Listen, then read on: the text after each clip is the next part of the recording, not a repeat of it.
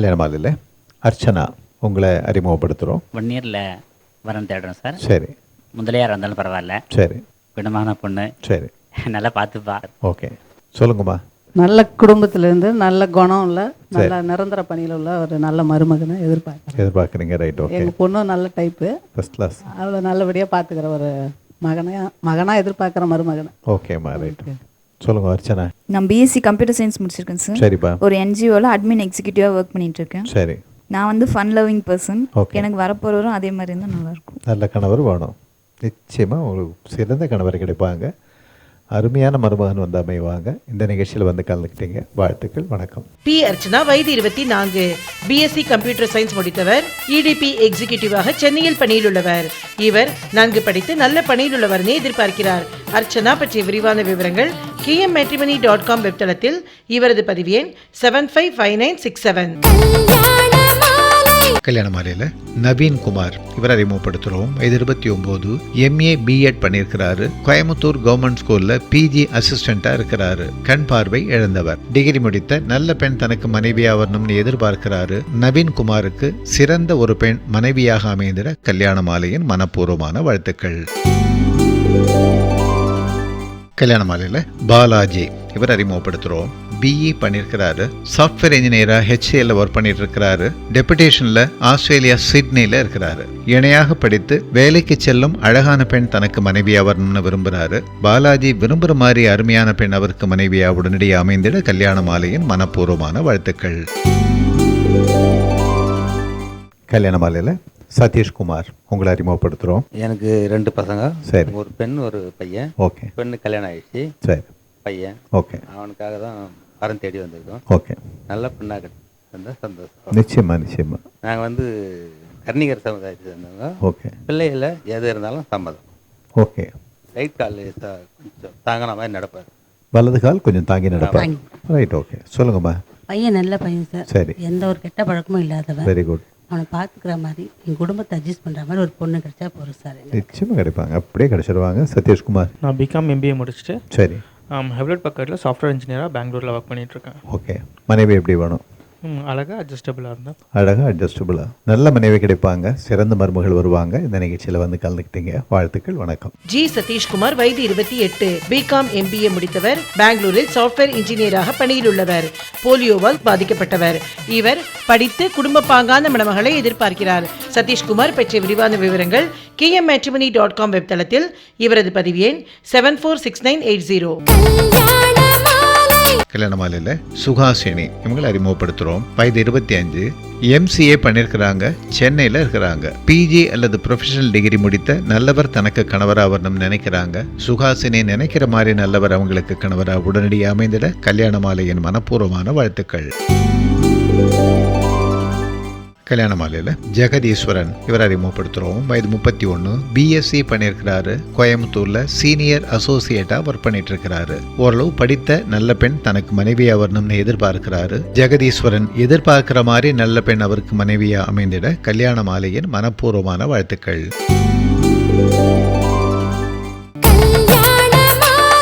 கடவுள் என்று கையெழுத்து போட்டு அந்த 2 வரி இருந்தது. நீ அநியாயமாக சேர்த்து வைத்திருப்பதை அனுபவிப்பதற்கு என் ஆசீர்வாதம் கொண்ட ஒருவன் வருவான்.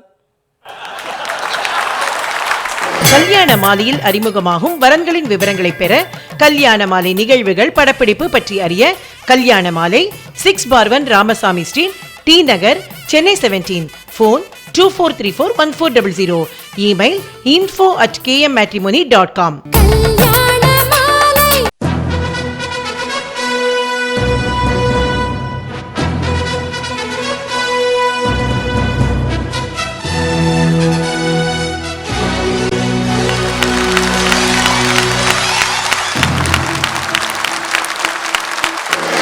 தானே மனித அறம் பற்றி பேச மிகச் சிறந்த பேச்சாளர், சிந்தனையாளர், எப்பொழுதும் ஓடிக்கொண்டே இருப்பவர், தன்னை புதுப்பித்துக் கொண்டே இருப்பவர் முனைவர் பர்வீன் சுல்தான் அவர்களை அன்போடு அழைக்கின்றேன். செய்கப்பதம் நெஞ்சே தவம் செய்தால் எய்த விரும்பியதையெல்லாம் எய்தலாம். அன்பில் சிறந்த தவம் இல்லை.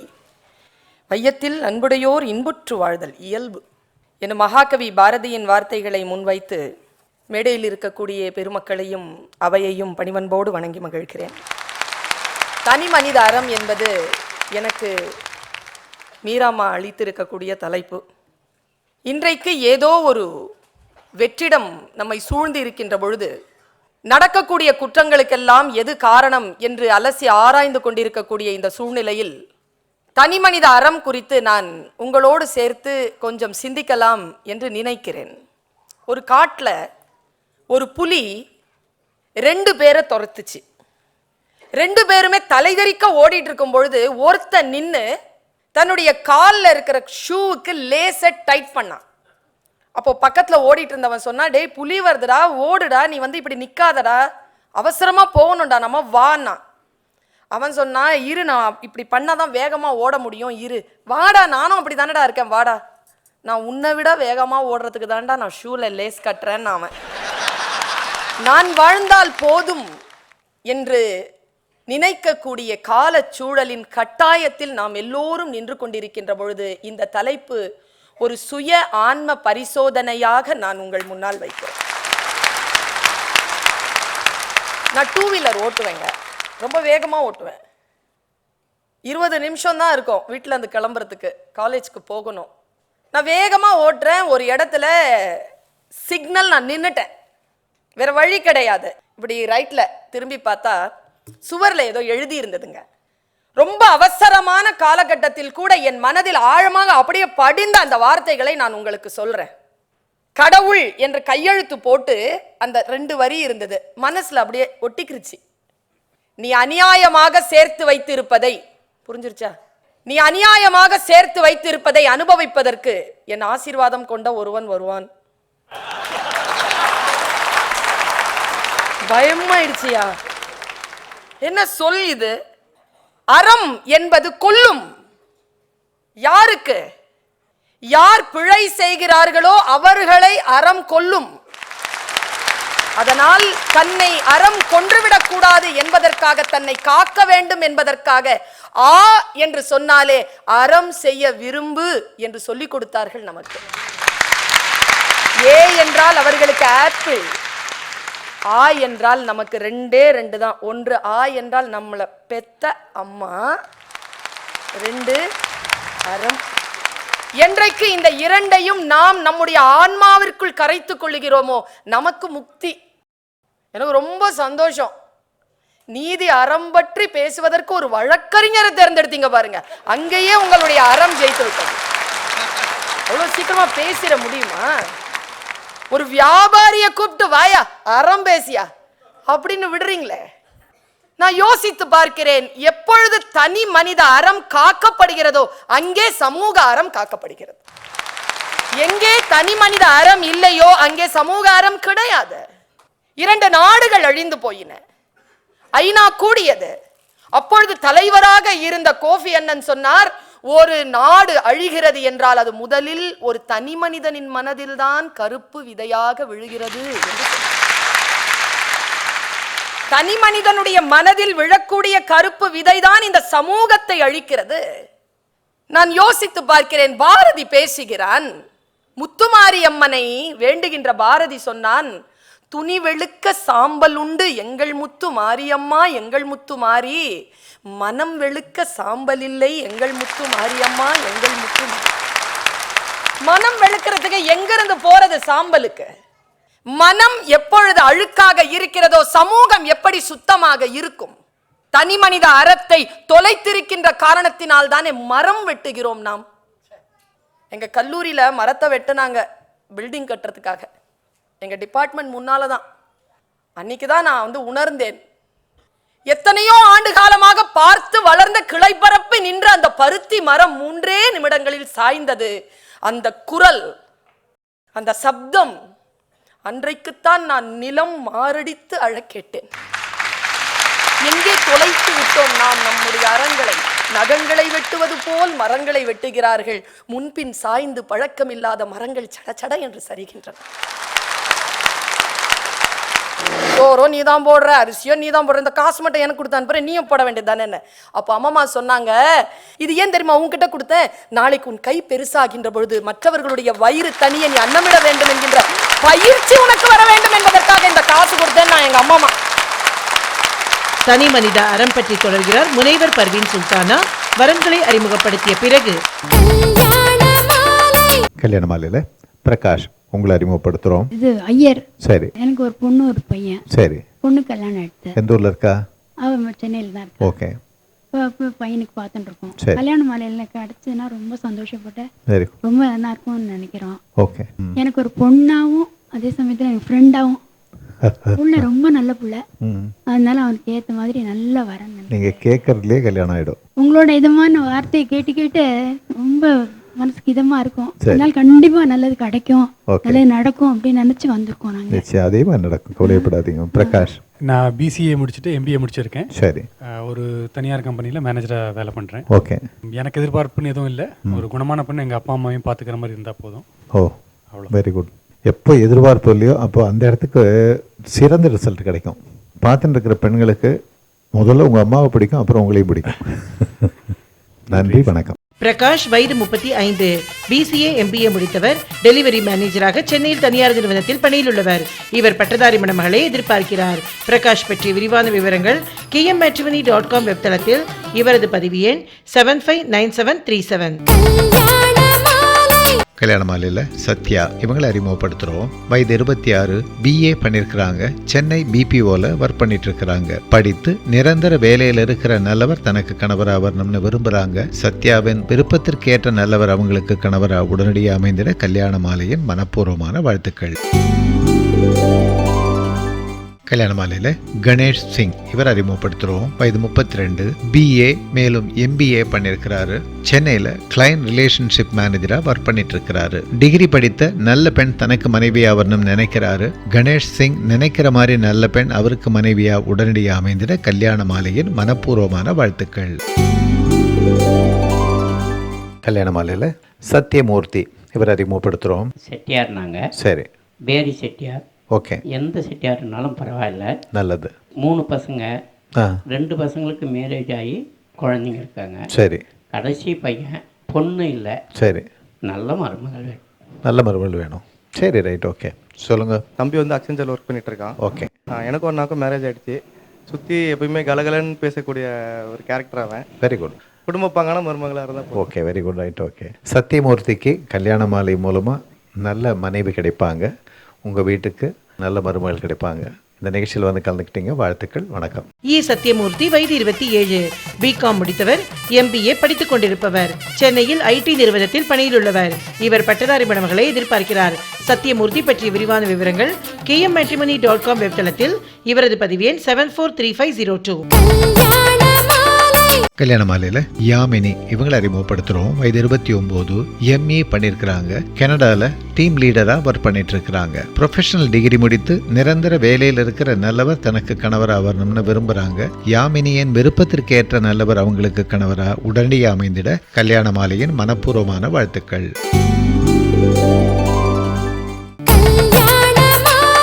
கல்யாண மாலையில் அறிமுகமாகும் வரன்களின் விவரங்களை பெற, கல்யாண மாலை நிகழ்வுகள் படப்பிடிப்பு பற்றி அறிய கல்யாண மாலை 6/1 ராமசாமி ஸ்ட்ரீட், டி நகர், சென்னை 17. ஃபோன் 24341400. Email info@kmmatrimony.com.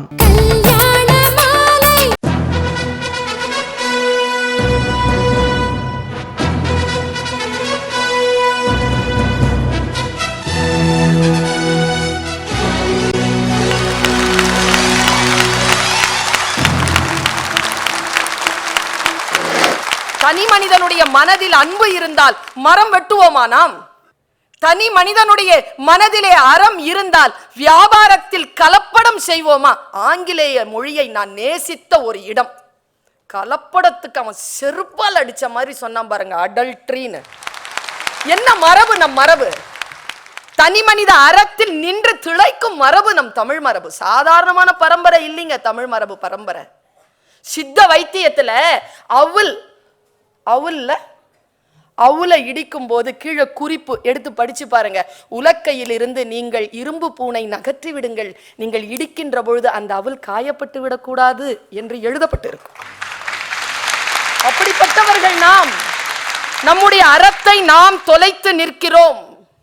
ஊழலை பத்தி ஐயா சொன்னார். எந்த துறையில் ஊழல் இருக்கவே கூடாதோ அந்த துறையிலெல்லாம் ஊழல் இருக்கிறது. பட்டுக்கோட்டை கல்யாண சுந்தரம் தான் சொன்னார், குறுக்கு வழியில் வாழ்வை தேடிடும் குருட்டு உலகமடா, இவர் கொள்ளையடிப்பதில் வல்லமை காட்டிடும் திருட்டு உலகமடா, தம்பி தெரிந்து நடந்து கொள்ளடா, இதயம் திருந்த மருந்து சொல்லடா.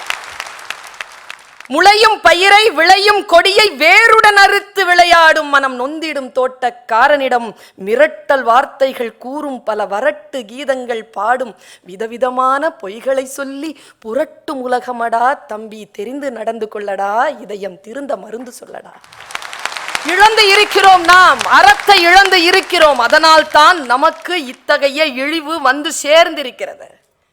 எங்க ஒரு பொண்ணு ஒரு பையனை காதலிக்கிறா, காதல் புனிதமானது தானே, என்ன தப்பு? அதை இவ்வளவு அசிங்கப்படுத்துறாங்களே. தாயும் தந்தையும் சேரக்கூடிய அதை புனிதமான தாம்பத்தியம் என்றுதானே சொல்லி பழக்கம் நமக்கு. காதல் தவறு அல்ல. அதை இன்றைக்கு எப்படி சொல்லிக் கொண்டிருக்கிறார்கள் திரைப்படங்களில். ஒரு காலத்தில் நான் சிறியவளாக இருக்கின்ற பொழுது படம் பார்க்கின்ற பொழுது அப்படியே எம்ஜிஆர் அப்படியே நடந்து போவார், ஒரு அழகான பாட்டு, உன்னை நான் சந்தித்தேன் நீ ஆயிரத்தில் ஒருவன், அந்த அம்மா பாடிக்கிட்டே வருவாங்க.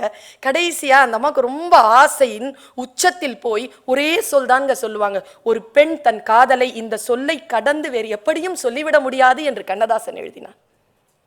மன்னவா, உன்னை நான் மாலையிட்டால் மகிழ்வேன். இங்க நிக்குதுங்க அறம், இங்க இருக்குது அறம். காதலை கூட திருமணம் என்கின்ற நிலைக்கு உயர்த்தி அதில் நான் சேர்ந்து உன்னோடு வாழ விரும்புகிறேன் என்ற சொல்லிலே அவள் தன்னுடைய முழுமையை சொல்லி நிறுத்திட்டாளே. இன்னைக்கு எந்த பாட்டையாவது நாம் உச்சரித்து விட முடியுமா? அறம் நின்று கொல்லும். ரொம்ப மனசுக்கு கஷ்டத்துல நான் சொல்றேன். ஐயா சொன்னார், அந்த தனி மனிதாரம் எங்க தெரியுமா அங்க போச்சு. நான் யோசிச்சு பாக்குறேங்க, நான் கிராமத்தில் இருக்கின்ற பொழுது அந்த சின்ன பிள்ளையா சுத்திட்டு இருக்கும்போது ஒரு 5000 குடும்பங்கள் இருக்கக்கூடிய ஒரு சின்ன டவுனா இருந்தாலும் அங்க ஒரு சோடா ஃபேக்டரி இருந்து ஒரு சோடாக்காரன் இருப்பாங்க. எங்கங்க அவன்லாம் காணாம போக்கிட்டோமே. Tiger economy வந்துருச்சே. இப்படி நான் யோசிச்சு இருக்கிறேன். ஏதோ ஒரு ஜியோகிராஃபி சேனல்ல போய் போட்டு பார்த்துக்கிட்டு இருக்கிறேன். அதுல வந்து ஒரு விலங்கினம் பற்றி ஒரு செய்தி வந்துச்சு. கமெண்ட்ரி பண்றவன் சொல்றான், சிங்கம் ராஜா ஏன் புலி ராஜா இல்ல தெரியுமா? 2 பேருக்கும் ஒரே வித்தியாசம் தான். நாங்க இன்னும் கேட்டா சிங்கத்தை விட புலி இன்னும் கொஞ்சம் சுத்தமாகவும் இருக்கும், அழகாகவும் இருக்கும், நடக்கிறது அதெல்லாம் ரொம்ப சரியா இருக்கும். இருந்தாலும் புலி வந்து ராஜா கிடையாது, சிங்கம் தான் ராஜா. ஒரே குணம் தான் வித்தியாசம். என்னன்னா சிங்கம் பசிச்சாதான் அடிக்கும், புலி பார்த்தாலே அடிக்கும்.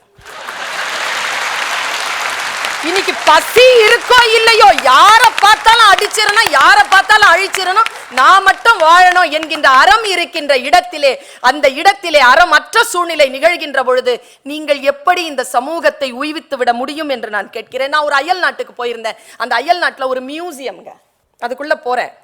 தண்ணிங்க, தண்ணியில இந்த வைரம் வைடூரியம் மாணிக்கம் எல்லாம் பெரிய பெரிய கல்லா அப்படியே கீழே போட்டு வச்சிருக்காங்க தண்ணியில. அந்த ரூம்ல வேற யாரும் இல்லை, ஒரு கைடு தவிர்த்து. நான் அந்த கைடு கிட்ட கேட்டேன், நாம போற இடம் எங்கிருந்து புறப்பட்டு போறோங்கிற இடம் இருக்குல்ல, நான் போய் கேட்டேன், இந்த தண்ணியில கரண்ட் இருக்கா? அவர் என்ன மேல கீழே அப்படி பார்த்து சொன்னாரு, இல்ல அப்படின்னாரு. கேமரா ஏதாவது வச்சிருக்கான்னு கேட்டார். இல்லைன்னாரு. அப்போ நான் சொன்னேன், எப்படியா கேமராவும் இல்லை தண்ணிலையும் கரண்ட் இல்லை, அப்படியே திறந்த மணிக்கு இவ்வளோ விலை உயர்ந்த பொருட்கள்லாம் போட்டு வச்சிருக்கீங்களே, உங்களுக்கு பயமா இல்லையா? எதுக்குன்னு கேட்டார். இல்லை யாராவது எடுத்துக்குவாங்களோன்னு பயமா இல்லையான்னு கேட்டுட்டேங்க. அவர் சொன்ன பதில், மேடம் இது எங்கள் தலைமுறைக்கு எங்கள் வளத்தை காட்டுவதற்காக நாங்கள் வைத்திருக்கிறோம், அதை நாங்கள் திருடுவதில்லை. எங்கள் தலைமுறைக்கான விஷயத்தை நாங்கள் திருடுவதில்லை. இது ஒரு சிறிய நாட்டில் இருக்கக்கூடிய ஒரு கைடு சொன்னது. இன்றைக்கு நாம் எல்லாவற்றையும் தீட்டுப்படுத்தி விட்டோமே. பஞ்சபூதங்கள் இல்லையே, நெருப்பு மட்டும்தான் விட்டு வச்சிருந்தோம் நினைச்சோம், கும்பகோணத்துல அதையும் தீட்டுப்படுத்திட்டோம். எதை விட்டு வைத்திருக்கிறோம் நாம்? என்ன தனி மனித அறம் இருக்கிறது? நான் ஒண்ணு கேட்கிறேங்க, நம்ம எல்லாருக்குமே ஆசை இருக்கு, தகுதி இருக்கா? அந்த தகுதியை வளர்த்துக்கணும் இல்லையா? மீராமா சொன்னாங்களே, கூட்டிட்டு போய் அந்த 10 கவரை திருப்பி கொடுத்து மன்னிப்பு கேட்டா, அன்னைக்கு நைட்ல பட்னியோட கடந்தா பாருங்க ஒரு அம்மா. என்னங்க இதுதானேங்க. நான் ஒண்ணு சொல்றேங்க, இன்னைக்கு மன வருத்தத்தோட சென்னையில், மீராமா சென்னையில் சிட்டுக்குருவிகள் வருவதில்லை. ஏன் தெரியுமா? என்ன அறம் தெரியுமா? இல்ல, முதியவர்களும் முற்றங்களும் இல்லாத வீடுகளுக்கு சிட்டுக்குருவிகள் வருவதில்லை. ராப்பிச்சக்காரங்க வருவாங்க முதல்லலாம், இப்பெல்லாம் வர்றதில்லை. யாரோ ஒருத்தங்க தான் சொன்னாங்க, மேடையில் தான் யாரோ சொன்னது கேட்டேன், என்னைக்கு நம்ம வீட்டில் ஃப்ரிட்ஜ் வந்ததோ அன்னைக்கே ராப்பச்சக்காரன் வர்றதில்லை. அறம் தொலைந்து விட்டதுங்க. ராத்திரியில யாராவது பசித்து வருவார்கள் என்று ஒரு பிடி சோறு அன்னம் எடுத்து போட்டு அதில் தண்ணீர் ஊற்றிய பழக்கம் இருக்கா இன்னைக்கு? இன்னைக்கு விருந்து ஓம்புதல் தான் இல் அறம் என்று சொல்லுகின்றோமே, அந்த விருந்து ஓம்புதல் இருக்கிறதா இன்றைக்கு? இல்லையே. எங்க பாட்டி ராத்திரியில வரக்கூடிய அந்த பசித்த அந்த ஏழைக்கு சாப்பாடு இருந்தா கொடுப்பாங்க, சாப்பாடு இல்லைன்னா அரிசி கொடுப்பாங்க. நான் எப்பவுமே பார்த்துருக்கேன். ஒரு நாள் என்ன ஆயிடுச்சு, அரிசியும் வீட்டில் வந்து பரக்கத்தா இருந்ததுன்னு போனாங்க. இறையொருளோடு இருக்கிறது, எனக்கு குறைஞ்சிருக்குன்னு சொல்ல மாட்டோம். அன்னைக்கு வீட்டில் வந்து அரிசி பரக்கத்தா இருக்கு, சோறு வந்து எல்லாரும் சாப்பிட்டோம், தீந்துருச்சு, கொஞ்சமா இருக்கு, அது பத்தாது. அதனால எங்க அம்மா என்ன சொல்லிச்சு, என் கையில ஒரு 4 அணாவை கொடுத்து இது போய் அவர் கொடுத்துட்டு வந்துச்சு. என்ன கொடுத்துட்டு வந்துட்டு கேட்டேன், ஏன் இவ்வளோ நாளாக நீ தானே போட்ட, சோறோ நீ தான் போடுற, அரிசியோ நீ தான் போடுற, இந்த காசு மட்டும் எனக்கு கொடுத்து அனுப்புற, நீயும் போட வேண்டியது தானே என்ன? அப்போ அம்மா சொன்னாங்க, இந்த உன் கை சின்னது பாப்பா, அது அவ பசிச்சு இருக்கிறானா, போடுறதுக்கு லேட் ஆகும், அதனால தான் நான் போட்டேன். இது ஏன் தெரியுமா உன்கிட்ட கொடுத்தேன், நாளைக்கு உன் கை பெருசாகின்ற பொழுது மற்றவர்களுடைய வயிறு தனியை நீ அன்னமிட வேண்டும் என்கின்ற பயிற்சி உனக்கு வர வேண்டும் என்பதற்காக இந்த காசு கொடுத்தேன் நான். எங்க அம்மா யார் தெரியுமாங்க பெரியாள்? எந்த ஒரு மனிதன் அறத்தோடு நிற்கின்ற பொழுது அவனால் 4 பேருக்கு நன்மை நடக்கிறதா, அவன் பெரியாள், அவனை பெரியாள்னு சொல்லுங்க. சமூக அறம் பேச்சரங்கில் தனி மனித அறம் பற்றி தனது ஆழமான கருத்துக்களோடு தொடர்கிறார் முனைவர் பர்வீன் சுல்தானா. அடுத்த வாரம் கிரீன்னா கோ, எல்லோனா ஸ்லோ டவுன், ரெட்னா ஸ்டாப். ஆனால் நம்மளுக்கு அப்படி இல்லை. கிரீன்னா கோ, எல்லோனா ஃபாஸ்டா கோ, ரெட்டா இருந்தால் போலீஸ்காரன் இருக்கானா பாரு, இல்லைன்னா போய்கிட்டே இரு.